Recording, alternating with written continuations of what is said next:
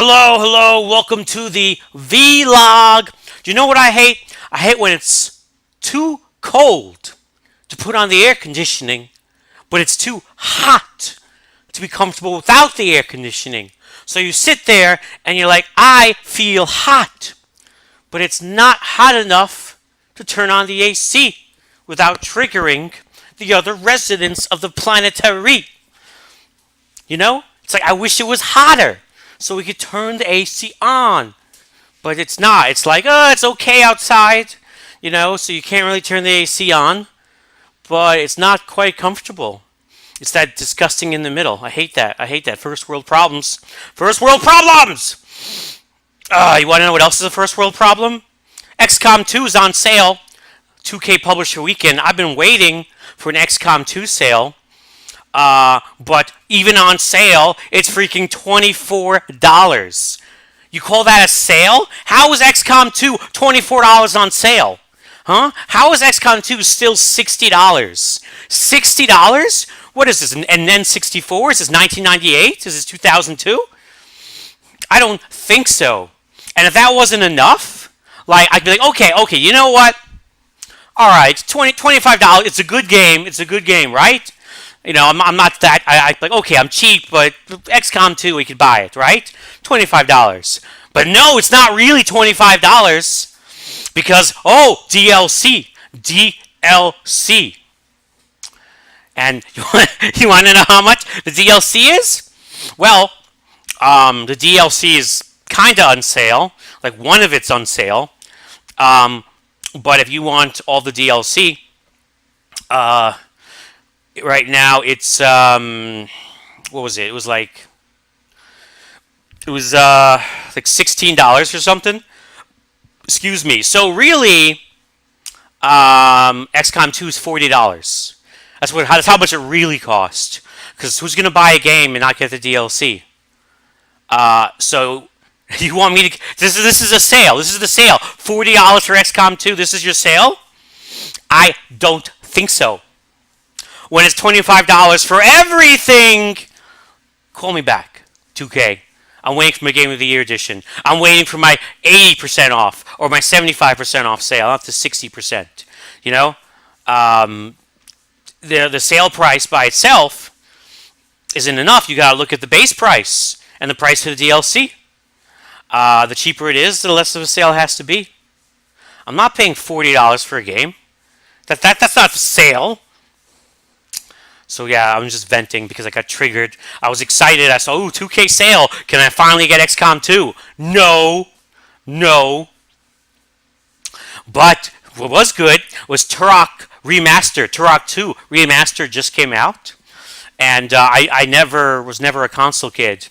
And the Turok series is supposed to be amazing. I'm not a huge shooter guy, but Turok, it's Turok. I mean, it was one of the greatest shooters before Halo and Gears was ever a thing. I gotta get Turok. Plus, it's like science fiction. Supposed to be cool. So yeah, I was gonna get Turok. I bought the first Turok, and then Turok 2 Remastered just came out. It was $20. $20 for Turok 2? That must be some serious remastering. So I was like, I'll think about it. But then I saw I had a coupon. I don't know where it came from. Maybe because I bought Turok 1, but I just had a coupon out of nowhere in my Steam inventory for 25% off for Turok 2. So I'm like, ooh, $15. Now that's a fair price. That's a price I can work with. But then I went to Turok 2 and I saw they had a special sale. New titles these days always have a promotion, like 10, 15% off to get some early sales. But Turok had a 25% off introductory promotion. Very nice, 25%. They really want to move it, I guess, fast. So I'm like, wait a second. What if I could combine my 25% and my 25%? The internet said that you can't, but I'm like, doesn't hurt to try. So I tried to buy it, and it used my coupon. It used the coupon. So even though Turok 2 Remastered was $20, I paid $11. $11 for Turok 2 Remastered, and it just came out today. $11. Now that's a sale. Hell yeah. Praise it. Feels good. So you expect me to pay $40 for XCOM 2? That shit came out, what, a year ago? More? And I got freaking Turok 2 Remastered, which just came out today for $11? There's always the next sale. I'm a patient man.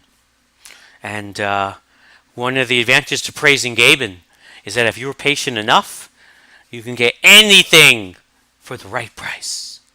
For the right price. But that's not really what I wanted to talk about today. That was just wanted to get that off my chest. Just get it off my chest.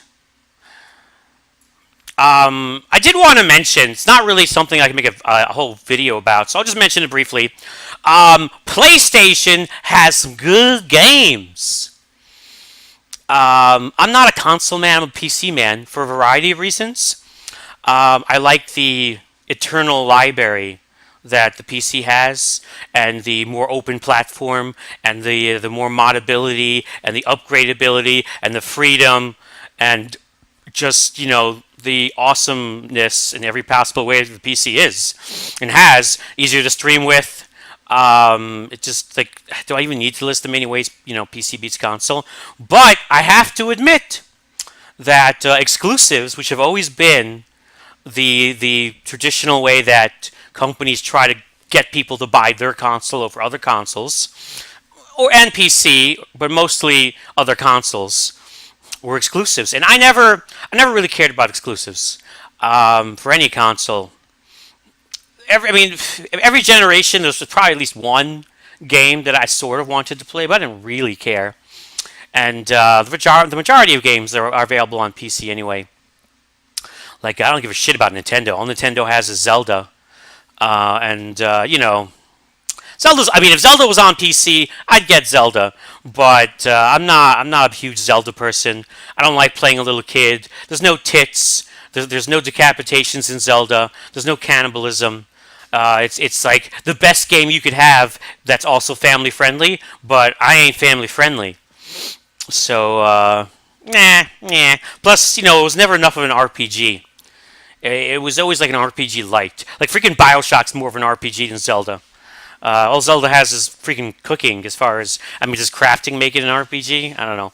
But yeah, so Zelda's alright, don't get me wrong, it looks pretty good. But I'm not going crazy for Zelda, I ain't crying. And I don't care about anything else that Nintendo has. And the Xbox, what does the Xbox have? Gears, Halo, and what, some other shitty shooters. Do I look like I'm gonna, go crazy for freaking Halo? Halo hasn't even been good since Halo 3, and even if it was, it's still just a shooter. The only thing that the X-Boner had that kind of looked cool was Scalebound, but that got cancelled. And I don't know, maybe Crackdown 3, but Crackdown 2 sucked. But PlayStation. Damn, PlayStation's kicking ass this generation. PlayStation always kind of had, pretty good exclusives. Like last gen, it was Uncharted. And the God of War series was alright. I'm not really into brawlers. I like watching the God of War series, but I would never want to play it. So I'm like, Uncharted, whatever, it's cool. But this generation, PlayStation, first of all, you got all the Uncharteds are back and better than ever. The Last of Us is back, and oh man, it looks sick. And Last of Us was amazing. Oh man, did I want a PlayStation for Last of Us? And now it's PS4, so it's like it's new all over again. So it counts. And they have even amazing like indie digital titles like Let It Die, and this other like Dark Soulsy or this roguelike game. I forgot what it was called. It was also a downloadable title. I don't remember what it was called. But it was also really good, and they got oh my gosh, and they got like Nier, no, not Nier, some other Asian game, and shit, there was something else they had. I have a terrible memory, and I don't really pay. I try not to remember because I get jelly. But the PlayStation just has so many good, like adventure games and survival games, and oh, Bloodborne. That wasn't what I was thinking of, but that also they got Bloodborne. Oh, Bloodborne, which is like the best Souls kind of game there is, in my opinion. I just like the art style of Bloodborne more than the Souls games. The Souls games are also cool. And I got a feeling Bloodborne ain't ever coming to the PC, you know? So yeah, like, I'm not getting a PlayStation 4, but I gotta admit that Sony is kicking ass, and I gotta give credit where credit's due. So good for you, Sony. You're making some good games. I respect that. And if you own a PS4, you probably are a happy person. Anyway, so yeah, I just wanted to mention that briefly. But what I really want to talk about, card games. Card games. And this came up because Shardbound, which is trying to be the new Hearthstone competitor on Twitch specifically, they're billing themselves as the new ultimate streaming card game, and the Kickstarter is like another 2 days. And I'm thinking whether or not I want to back it or not. And so I was thinking of the card games, and what I want out of a card game, and what the problem with Hearthstone was. And really, the basic flaw for all card games, and when I look at them now, I think that it doesn't matter the game; they all have this problem. Is card depreciation, degradation, and card power creep. Any game that's designed to be multiplayer and supposed to make profit through selling you new cards will always have the problem of, in order to sell you new cards, they have to make them different and viable compared to old cards. Therefore, you have either power creep or you have to remove previous sets. In other words, when new cards come out, they no longer allow you to play with your old cards. Hearthstone did this like a year after launch, where the whole wild and standard thing, and coming up with the next expansion pack, Ungaro Creator, like two entire sets of cards will no longer be allowed to be used in standard. And in a card game, this is terrible because you bought these cards, you earned these cards. The whole point of a card game is collecting the cards and making an awesome deck and then beating people. But if you're going to spend money on these cards and then every 6 months they say, okay, all your previous cards, you can't play with them anymore. We're not taking them away. They're still there. You can look at them, but you can't fucking do anything with them. What? Like, I understand that the dilemma is that you have to do that because you cannot balance new cards over the effects of every single old card. That otherwise, the older the game gets, the more cards you add, the more complex it becomes, and the harder it is to check the balance of one card against all the previous cards. So what are they supposed to do? They have to do that. I don't know. But I also know that nothing pisses me off more than collecting cards, and then you get golden cards, and it's like, oh, those cards, you can't play with them anymore. Sorry, fuck you. And that is something that no card game seems to be able to escape from. So I asked the Shardbound developers before I decided to pledge any money. I'm like, what are you going to do in the future when you add new sets? Will you like remove previous sets? Because I want to know. And they're like, oh, we don't know. We haven't gotten that far yet. Like, how do you not know? How do you not know? Like, that's basic design. Are you gonna wait and then fuck it up like you did with Hearthstone and you just do it on the fly? Or they do know, but they didn't want to tell me because there's a 50-50 shot that they're going to say the wrong thing and upset me. They don't want to upset me because they want my money. Plus, they don't want me telling other people who might pull their pledges because obviously it's a sensitive topic. So either they're liars or they're idiots, but that doesn't really make me want to back them. On the other hand, though, it looks pretty good. Shardbound does look pretty good, and there's some exclusive things you could get. And if I ever decide to play Shardbound in the future, it'd be nice to have that exclusive airship. And like, if I don't back it, I'm never going to play it, period, because there's no way I can play it and enjoy it and know that I could have had the exclusive Kickstarter backer airship and card back, and I don't have it now. But I don't know, like this one thing. Yeah, there's always, is it fun, and can you see it, is there interesting card art, lore, the meta game, the pirate deck is always winning. Those are all important things, but the most important thing, the most important issue, and also one that is pretty much universal for every single multiplayer competitive card game, is what happens to your old sets. Like Magic the Gathering, good old classic physical Magic the Gathering. They have the same thing where they remove cards, but that was different because that's physical, and when you play with your buddy in your basement, you can make up your own rules, whatever. But when it's an online digital card game, you have access to like the official matchmaking, and you play internationally. So whether or not you can use your cards is really important. It's in your face. You can't ignore it. And yeah, you can play your friends, but it's not going to help you on the ladder. So I think that this issue is very different on the digital medium than physical. And to me, the collecting all the cards and just like masturbating while you look at your card collection is like 33% of the pleasure of a digital card game.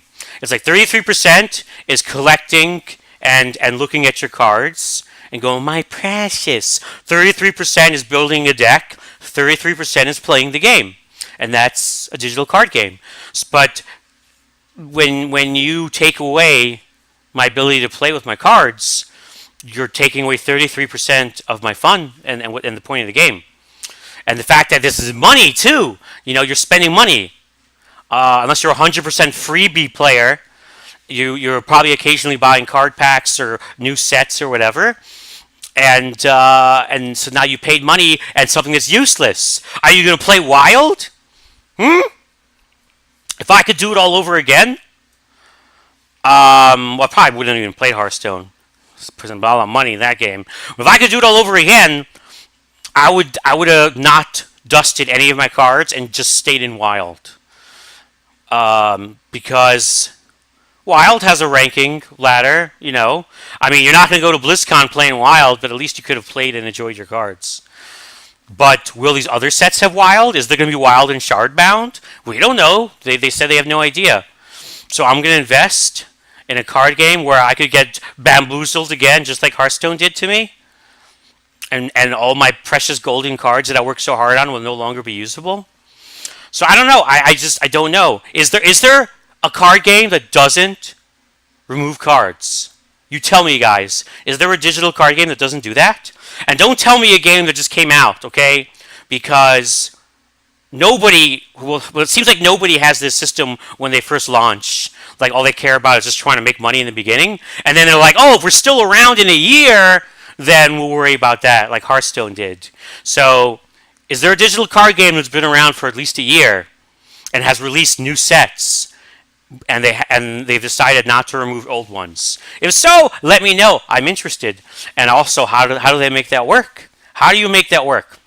There are card-based games that are not like digital, like true TCGs, just games that use cards, like a lot of single-player games. There's like Thea's a strategy game where you fight with cards, and then Hand of Fate uses cards combined, and then there's also this dungeon, Paper Dungeon, which is early access. It's really fun. Instead of getting loot, you get cards, which are gear, and it's a really awesome game.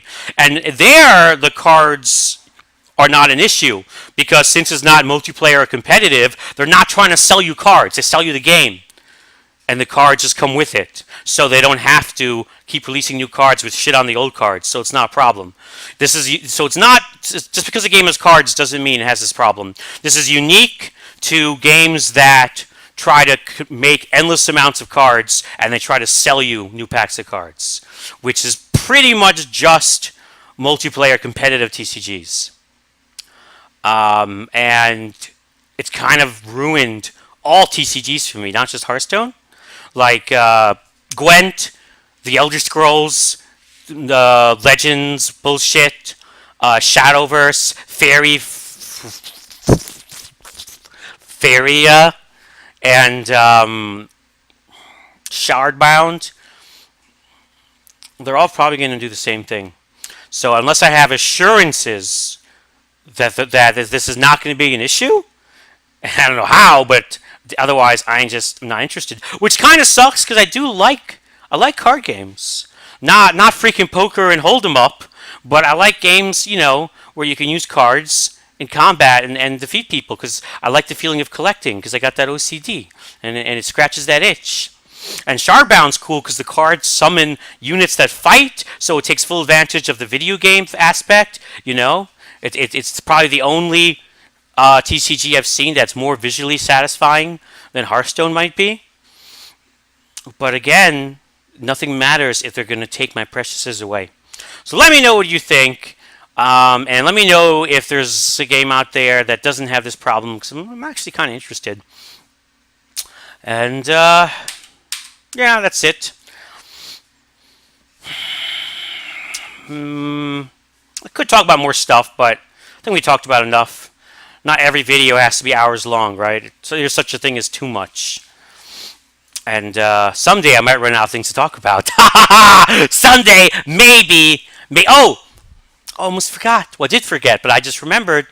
I forgot. I haven't been doing my, helpful life pro tips, which is terrible. So I just remembered. So I had this problem. I've never cleaned my computer monitor or my laptop screen for my laptop that I use to help me stream. Because I'm always scared of damaging the monitor. I've read that you're not supposed to use Windex, that it's bad for the screen or the plasma. I don't know. You shouldn't use Windex. And obviously, you don't just spit on it. It's not a vagina in a porno.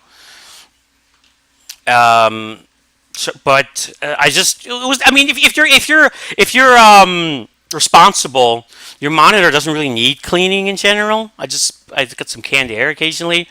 But after years of many food-related incidents, my monitor was getting to a point where it was actually kind of nasty, and I was having trouble seeing things. Like there's little pasta stains and splotches and little spitballs and some dried hummus, and and it was getting to the point where it was ruining my immersive viewing experience, my chat experience. So I went on Amazon and I'm like, that was, computer monitor screen cleaner. So I got this thing. It got lots of good reviews.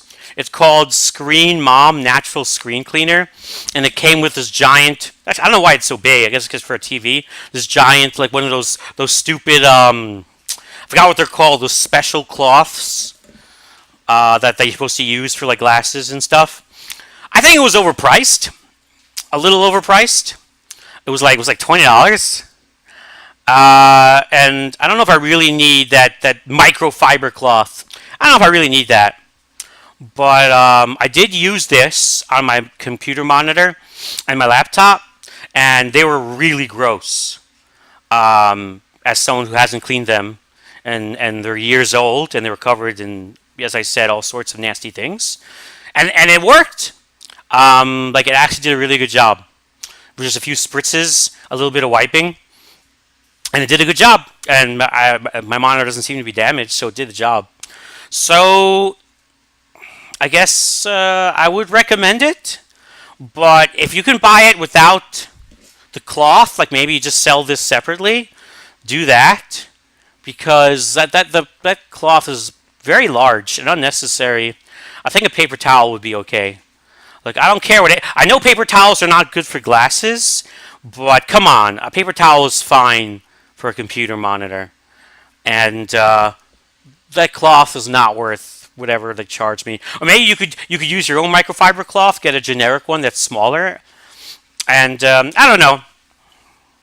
But it is an issue, keeping your computer monitor clean. And just this water is not going to do it, and you're not supposed to use Windex. It actually damages the the chemicals in the Windex, because a computer monitor is not glass. like these computer, it'll damage the color, the liquid, or I'm not a science man, but I do know Windex is bad. So this is pretty good. Like the primary ingredients, water, and it's like plant-based cleaning agents, and it's safe to use and stuff. So I would recommend it. But if you can get it cheaper, maybe if you buy it in person, I don't know. Not everything is cheaper on Amazon, but yeah, it's called Screen Mom Natural Screen Cleaner, and it's like the brand is called Mom Approved. It's probably one of those like telephone kind of like call now, we'll give you a second one free. It's from Mom's Chosen Brands LLC in Ohio. But I tried it out before I started this video. I used it on my monitor and my laptop, and I will say it did a good job. So it does work, and assuming that like 2 pumps is all you need, and it is a pretty big bottle, it will last a while, and there's no way your monitor is dirtier than mine was.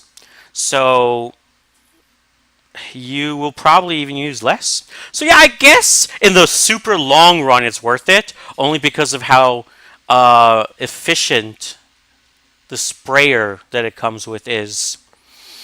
So, but I would give it like like an 8 out of 10 because of the price, and the cloth is a little thick.